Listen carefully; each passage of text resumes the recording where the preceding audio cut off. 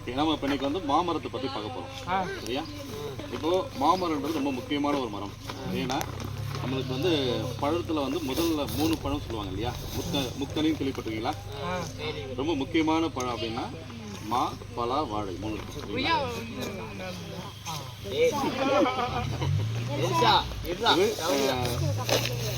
தமிழ்நாட்டில் வந்து ரொம்ப முக்கியமான ஒரு பழம் பார்த்தீங்கன்னா இது 3 தான்.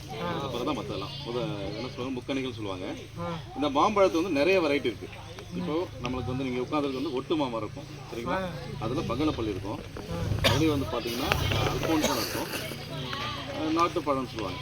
இது மாதிரி நிறைய பழம் இருக்குது. உங்களுக்கு என்ன பழம் ரொம்ப பிடிக்கும்? மாம்பழத்தை என்ன பழம் பிடிக்கும்?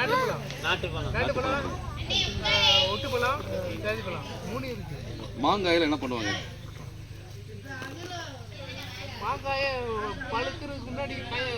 இல்லை, மாங்காய் என்ன பண்ணுவாங்க? காயை வச்சு என்ன பண்ணலாம்? ஊறுகாய் போடலாம். அப்புறம் குழம்புல போடுவாங்களா? நம்ம பச்சையாக என்ன பண்ணுவோம், அதை உடைச்சி உப்பு வச்சு சாப்பிடுவோம். அதோட டேஸ்ட் எப்படி இருக்கும்? ஒரு சில மரத்துல புளிப்பா இருக்கும், ஒரு சில மரத்துல நல்லா இனிப்பா இருக்கும்.